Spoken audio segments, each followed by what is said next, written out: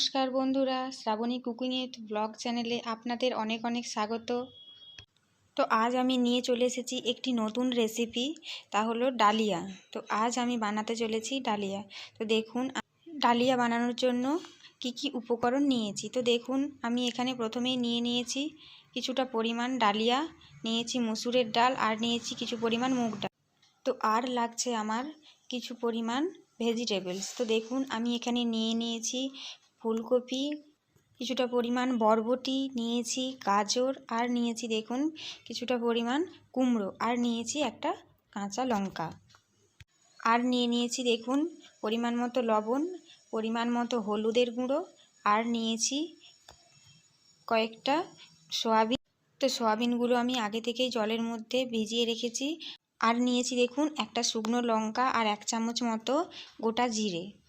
তো চলুন এবার শুরু করা যাক।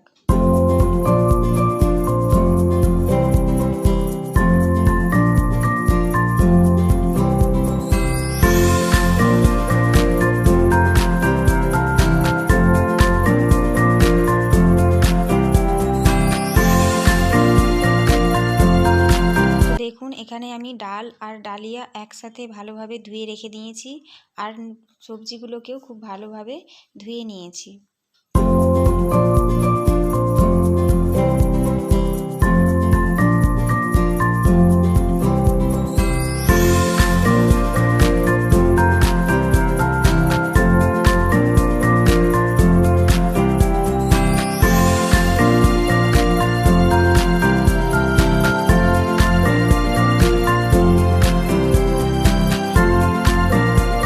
দেখুন এখানে আমি ওভেনের মধ্যে একটা কড়াই বসিয়ে দিয়েছি।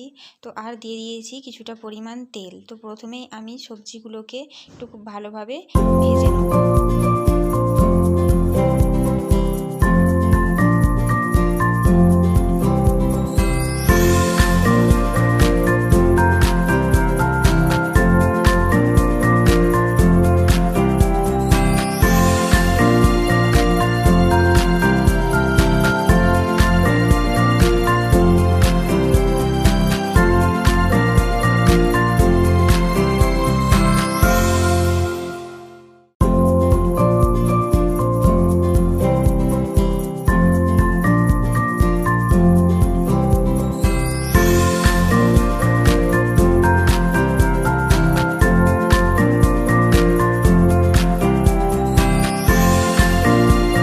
দেখুন নুন হলুদ দিয়ে খুব ভালোভাবে সবজিগুলো আমার ভাজা হয়ে গিয়েছে।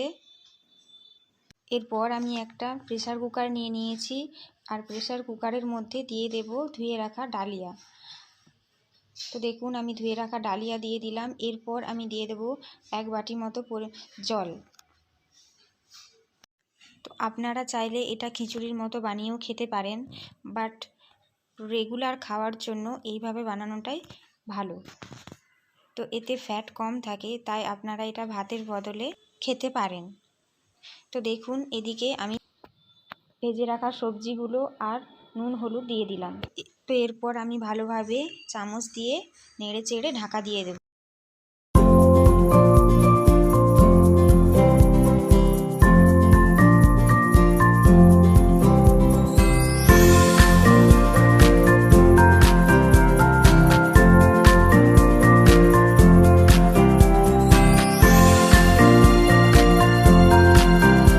তো দেখুন ডালিয়া আমার প্রায় কমপ্লিট হয়ে গেছে। এরপর আমি একটা বাটির মধ্যে কিছুটা পরিমাণ সর্ষের তেল দিয়ে, আর দিয়ে দেব 1 চামচ মতো গোটা জিরে, আর দিয়ে দেব একটা শুকনো লঙ্কা। তো একটু ভালোভাবে ভেজে নেব।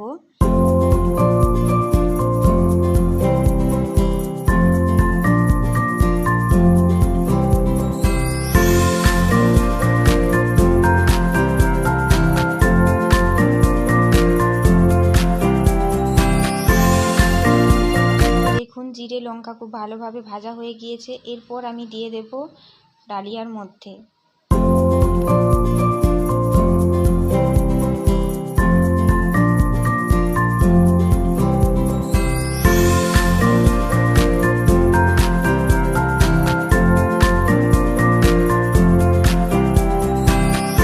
আমি একটু ভালোভাবে নাড়াচাড়া করে নেব, আর দিয়ে দেব কিছুটা পরিমাণ ঘি। তো ঘি দিয়ে আবার একবার ভালোভাবে নাড়াচাড়া করে নেব। তো এরপর আমি ঢাকা দিয়ে রেখে দেব।